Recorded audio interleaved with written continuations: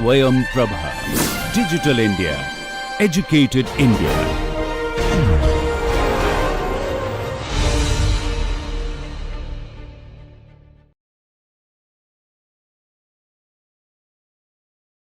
Okay, so far we've been discussing techniques for two-dimensional imaging for measuring deformations, specifically for measuring strains and displacements. So, digital image correlation was something we discussed at length.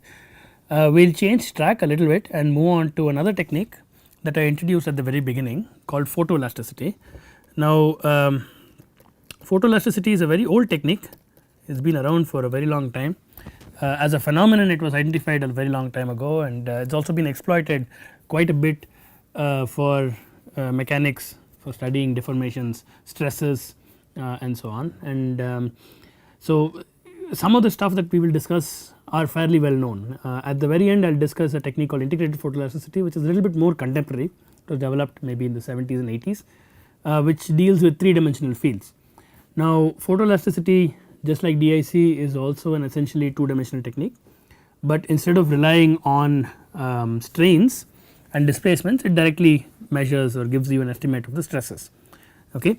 Now, if you have seen photoelastic fringes, or if you have seen glass within what are called polarizer sheets, you probably have seen colorful patterns and images and so on before. Even if you have not heard the term photoelasticity, you have probably seen some variant of this at some point in your life. For example, if you have worn sunglasses, you have seen a polarizer directly, and you know what the effect of the polarizer is. It cuts off some of the radiation and so on. So, essentially this phenomenon draws on several disciplines and puts all of that together for extracting information. So, today I will just start with an introduction to what photoelasticity is for those of you who are uninitiated, and then we will slowly build up some of the techniques, some of the basic principles, and some of the mathematics behind how to interpret stress fields and so on, fringes and obtain stress fields and so on. So, the idea is very simple. You have an object which is a replica. So, of typically photoelasticity, at least historically, it has been used for studying stresses in objects which are otherwise optically opaque. So, for example, if you had let us say,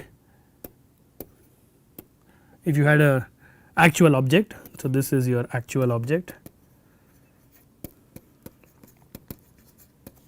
and it was subject to some loads, let us say like this, and you wanted to know what the stress field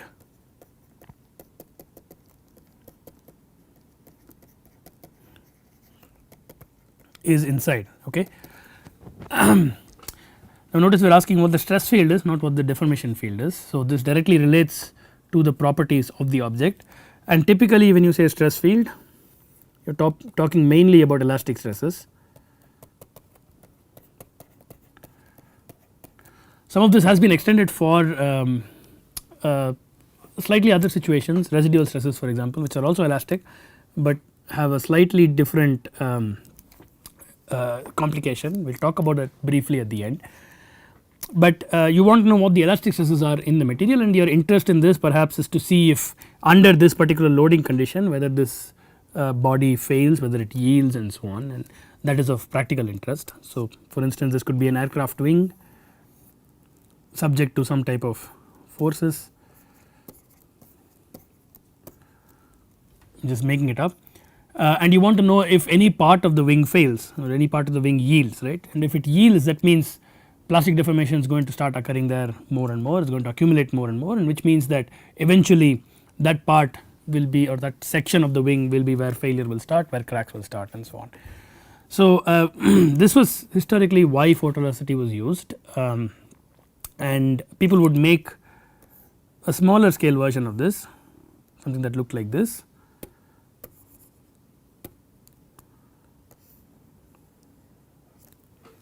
And this would be made out of an optically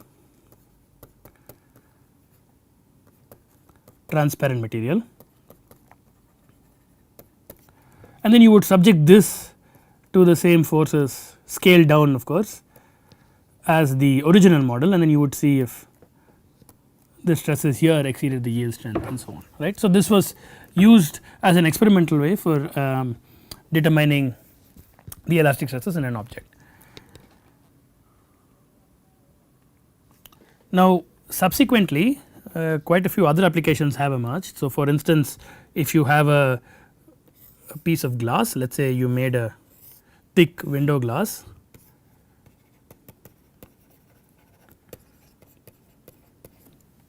okay, for some space application, let us say, and it has to sit inside a hub like this. So, this is the hole inside which the glass is placed and it is completely sealed in, let us say with some silicone sealant or something. You want to know if this glass has any residual stress inside, which means when the glass was being made,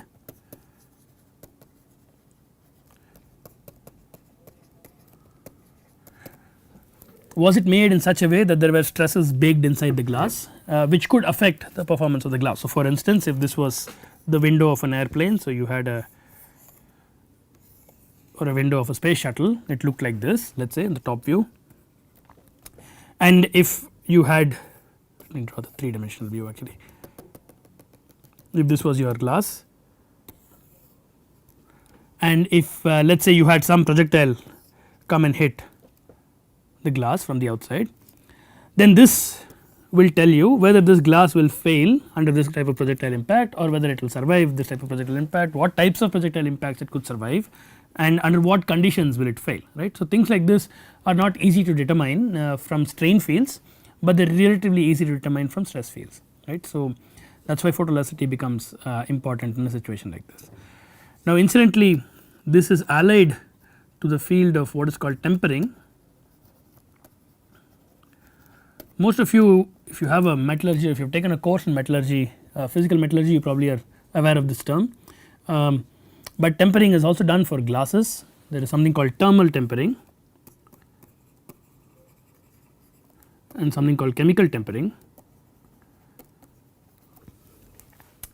and basically tempering induces residual stress, and so there are various ways of controlling what the stress distribution is actually what the stress distribution actually is in the glass and measuring it using photoelasticity. So, that gives you some background for where some of these techniques find use. We will discuss a little bit more as we go along, but first we will show you a few videos of typical glass samples and what tempered glass looks like, what thermally tempered glass looks like, or thermally toughened, that is another phrase that is often used, toughened glass. And if you look at this through two sheets, we will call them polarizer sheets, again within quotes. I will discuss what these are, what they are useful for and so on. But if you take a piece of glass like this, I am now going to draw the side view, this view, and if you put one of these polarizer sheet over here and another polarizer sheet, analogous polarizer sheet here, and then you put a light source here and you look from here, then you will see a fringe pattern through the glass, right, and the fringe pattern will depend on whether the glass is toughened, whether it is thermally toughened, whether it is chemically toughened, untoughened, untreated and so on, right. So, we will show you some of these next, so that you at least have some idea of what this stuff looks like practically before we start a more detailed discussion of this phenomenon. So, let us look at some examples of photoelasticity. So, for this demonstration I have this linear polarizer sheets and some glass samples which are prepared differently.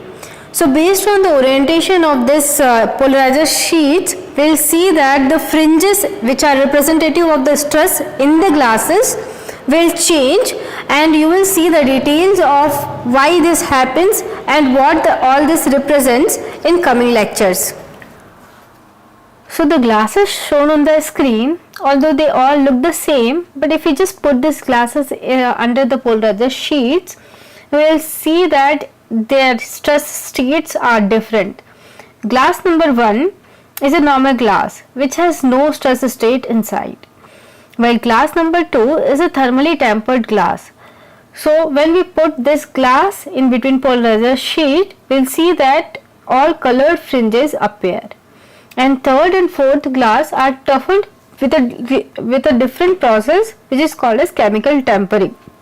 So we will see all these glasses one by one in between polarizer sheets, and we will compare and see the difference what happens when we rotate the polarizer sheet in different orientations. So the configuration that I am showing you on the screen, on the left I have a normal glass, while on the right I have a glass which is thermally tempered, and there are two sheets, one on the below which is polarizer, and on the top there is one more linear polarizer sheet which is called as analyzer, and we are passing white light through these sheets and observing from the top using a camera. So we can see that there are different colorful fringes appearing on the thermally tempered glass. That is because of stresses which are trapped in this glass. Now if we just rotate this sheet to a slightly different orientation, that is 45 degree to the bottom sheet, we can see that this fringe patterns are changing. Now when we go in detail of this, of why this happened and what this implies, this will be covered in our upcoming lectures. And also this orientations gives us the information about direction of the principal stresses in these glass samples. Now let us look at what happens when we keep a chemically tempered glass in the same configuration. So on the left we have chemically tempered glass, while on the right we have thermally tempered glass. We can see that depending upon the stress state, again we are getting two different type of fringe patterns. Now the next sample that I am showing you is a very interesting and very famous sample. These are called as Rupert's drops. So these are basically glass drops which are solidified by melting the glass and dropping that molten glass into water.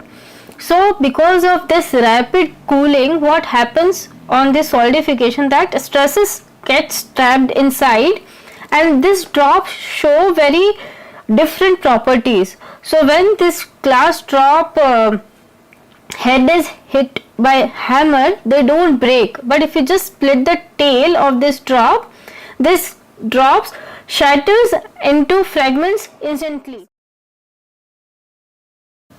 So we can see that when we keep these drops in between these polarizer sheets, there are fringes in the drops which represent the stresses which are trapped inside the drop. So on the surface of this drops, which is compressive in nature, while inside there are tensile stresses. So when crack reaches this tensile region, it grows and instantly the drop shatters into fragments.